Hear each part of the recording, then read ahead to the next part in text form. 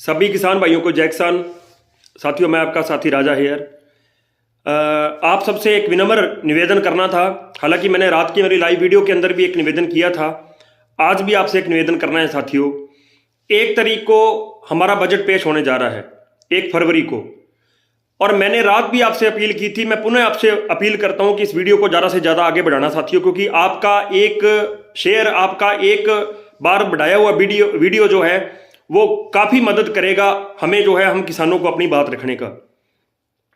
देखिए हो क्या रहा है देश के अंदर, जब भी कभी फसल का रेट बढ़ता है, यानी कि चाहे सरसों का रेट है, चाहे नरमे का रेट है, चाहे सोयाबीन का रेट है, चाहे चने का रेट हो, चाहे वो मूंग का रेट हो, ये व्यापारी लोग जो बड़े बड़े मगरमच्छ हैं, जिनका बड़ा बड़ा ट्रेडिंग का काम है, जो बड़े बड़े सौदे करते हैं, ये लोग सरकार के ऊपर दबाव बना के और उस चीज को जो है वायदा से बाहर करा देते हैं।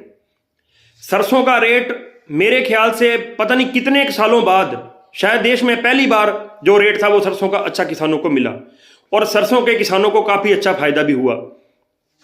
इन लोगों ने तेल के महंगाई का बहाना लगा के सरकार के ऊपर दबाव बना के और इसको सरसों को जो है वायदा से बाहर करवा दिया।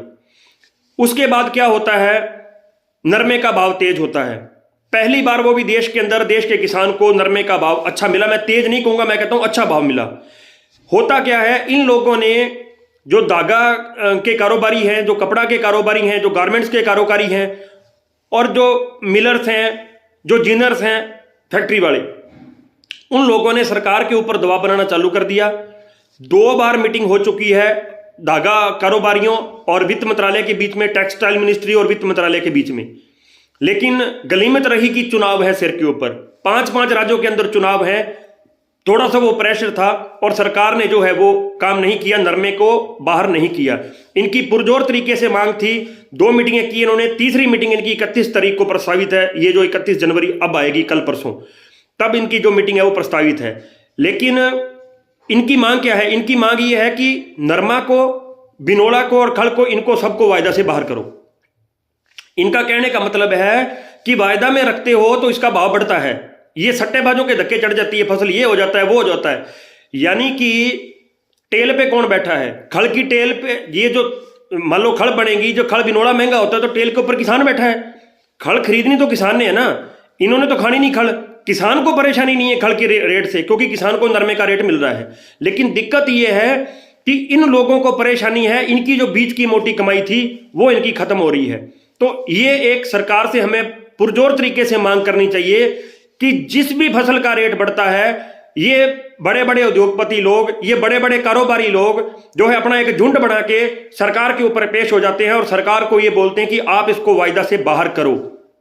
ये जो रिवाज है इसको बिल्कुल खत्म किया जाना चाहिए और तुरंत प्रभाव से 1 फरवरी को ही सरसों को वायदा के अंदर वापस लेके आया जाना चाहिए। आज जो सरसों के बाजार की हालत है उसकी जिम्मेवारी सिर्फ और सिर्फ इस चीज की है कि उसको वायदा से बाहर किया गया। अगर आज सरसों वायदा के अंदर होती, अगर आज सरसों डब्बे के अंदर एमसीडेक्स के अंदर होती, तो आज सरसों के हालात और होते साथियों, ये हालात नहीं होते सरसों के। इन लोगों का पूरा जोर लगा हुआ है नरमे को भी वायदा से बाहर करने के लिए। लेकिन आपसे मैं निवेदन करता हूं कि इस वीडियो को जरूर आगे बढ़ाना और आप अपने तरीके से भी अपनी बात रखना। हमें सरकार से, किसान होने के नाते, किसान का बेटा होने के नाते, जो भी मेरी ये वीडियो सुन रहा है जरूर आगे बढ़ाएगा, क्योंकि हमें हमारी बात रखनी पड़ेगी। नहीं तो होता क्या है, देश के अंदर जो भी नीति बनती है वो किसान के खिलाफ बन रही है। जो भी फसल का भाव बढ़ेगा ये उसको उठा के क्या करेंगे, वायदा से बाहर कर देंगे। अगर सरकार वायदा के अंदर नहीं लेके आती सरसों को साथियों, तो उसका खामियाजा हमें आने वाली सरसों के अंदर भुगतना पड़ेगा। ये बात बिल्कुल तय है, इसमें कोई शक नहीं है। तो क्यों ना हम समय रहते आवाज उठाएं। अभी हमारे पास 4 दिन बाकी हैं, तो हम आवाज उठाएं और सरकार से अपील करें। आप भी अपील करो, मैं भी अपील करूं, सब अपने अपील करें कि सरसों को जो है वायदा के अंदर लाया जाए और बिल्कुल इस चीज का पुरजोर तरीके से विरोध करें कि उद्योगपतियों की मनमानी इस देश के अंदर नहीं चलेगी। कहने को हमारा देश जो है वो कृषि प्रधान देश है, कहने को हम लोग कृषि के ऊपर निर्भर हैं। हमारी 80% से भी ज्यादा अर्थव्यवस्था जो है, 80% से जो ज्यादा सिस्टम है वो सारा किसानी के ऊपर चलता है। लेकिन हमेशा से जब भी कभी किसान के भले की बात आती है तो ये लोग बीच में रोड़ा बन के खड़े हो जाते हैं। देखिए किसान एक, ये जो देश है ये किसान किसानों का देश है, इसके अंदर किसानों की संख्या सबसे ज़्यादा है। लेकिन जब भी किसानों की बात, कहीं भी किसानों की बात रखनी होती है, किसान अपनी बात नहीं रख पाते। जो भी नीति बने, कोई भी नीति बने, किसानों की राय उसके अंदर ली जानी चाहिए।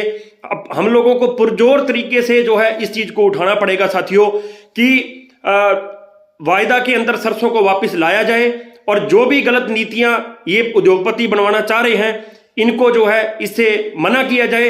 अभी जो 31 तारीख वाली मीटिंग है, उससे भी सरकार को जो है उसके अंदर भी किसानों का पक्ष लेना चाहिए, और नरमे को जो है और खल और बिनोले को जो है वायदा से बाहर नहीं किया जाना चाहिए।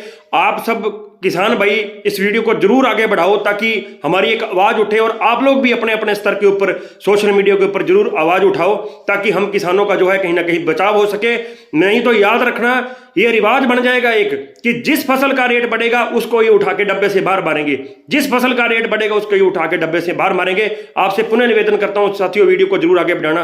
किसान एकता जिंदाबाद।